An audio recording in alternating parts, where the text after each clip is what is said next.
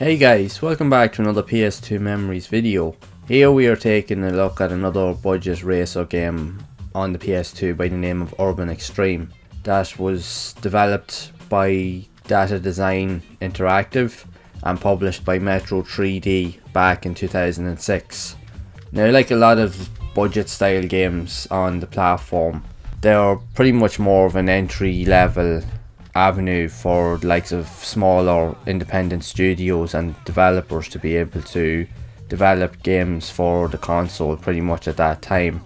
On first look of this game, actually after having played it, it is very reflective of an actual early or PS1 title.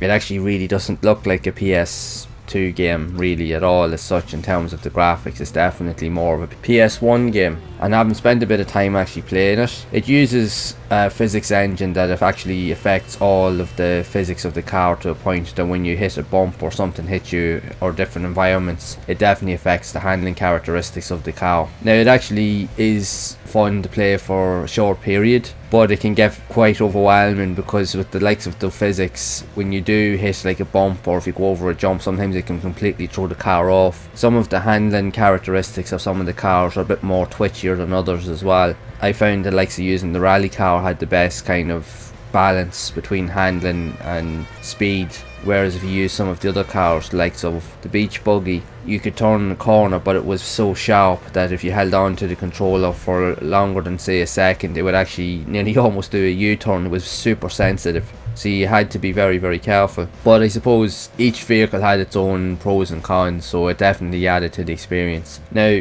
ideally it's not the best PlayStation 2 racer game, definitely not, but it actually is quite a fun little title, even though the graphics are very reflective of the PS1, which I'll be honest, I'm all for, because I love the 32-bit style of graphics. I do love the PS1 because it is considered to still be my favourite console of all time, but again, I still do love the PS2 as well. So a game like this here does very much put you in mind of that. It is fun to play for a while, even though it can be tough to play. It is hard to win races, I will admit, but it's something about it. It's just quite catchy and fun, even just to play in short bursts. It doesn't have a big selection of say tracks and cars and so forth in the game, but it definitely offers enough just for a quick blast, just to have a bit of fun. And even playing with multiplayer with your friends, you can actually have a bit of a laugh with this, because again, it's just simplistic. It's just a typical arcade style racer. There's nothing special about it. There's no real game modes or progression levels in it as such. You play through the game single player and then you win races, and then as you go through it, you'll unlock cars so that you can actually gain better progress and so forth throughout the game, and you will unlock a couple of extra tracks. But it's nothing like overly crazy, but due to the handling physics and that, it can get a bit probably annoying for some for a while, because depending on some of the cars that you're driving, especially like even driving the saloon car that I'm driving at the minute, this can be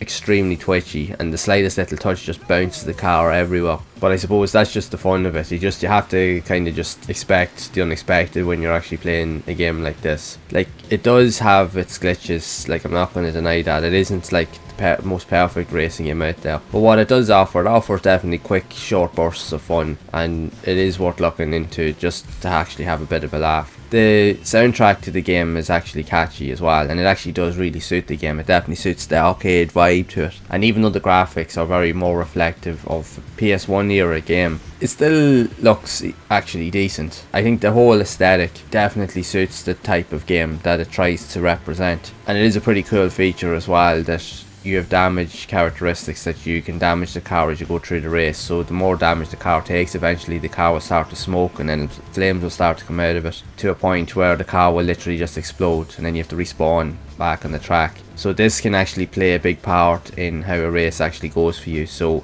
especially if you're leading the pack and you're trying to win a race, you have to be very mindful of where your car is at all times to make sure that you're not actually crashing into stuff too much, because once the computer opponents get ahead of you to a certain point, it's actually almost impossible then to actually get past them. You'll spend the entirety of the race trying to catch up, so that can lead to some of the frustration trying to get the hang of the game. But in fairness, compared to a lot of other budget titles that I actually have played on the PS2, I'll actually leave a link down to a playlist to a load of other videos I've done with these type of games. This is definitely, even though it does have its flaws, I'm not going to deny that for a second, but I actually enjoyed this one a wee bit more than a lot of the other ones that I actually played. It's definitely fun and more quirkier, and it would actually be a fun multiplayer game to play, for sure. So I would recommend, if you're just looking for something a bit different and just a bit quirky, and if you can accept it for its flaws and its glitches, you'll definitely have a bit of a laugh with this, even just in a short burst. Even if you're only playing it for like 20 minutes or half an hour, just for the grip of your mates, you'll have a bit of a blast with this. So it is worth actually looking into. But it's always fun to explore these type of different titles, even though you know they're not as polished or as well put together as some other games that you actually play out there. But I find that with a lot of these games, there's always certain elements of them that actually does stand out, that actually does appeal to you. You'll find something in it that you like.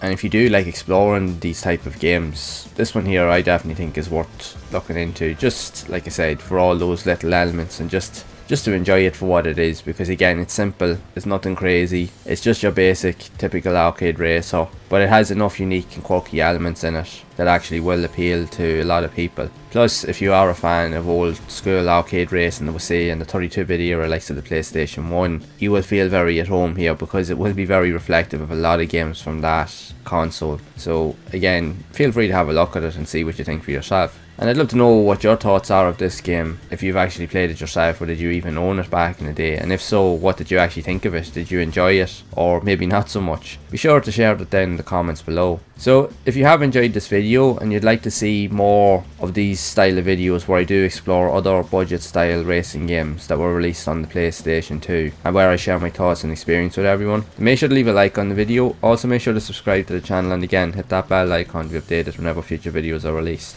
Also be sure to check out some of the other videos here on screen, where I have provided other reviews and gameplay videos of similar style games that were also released on the PS2. So make sure to check them out, and I'll see you all in the next one.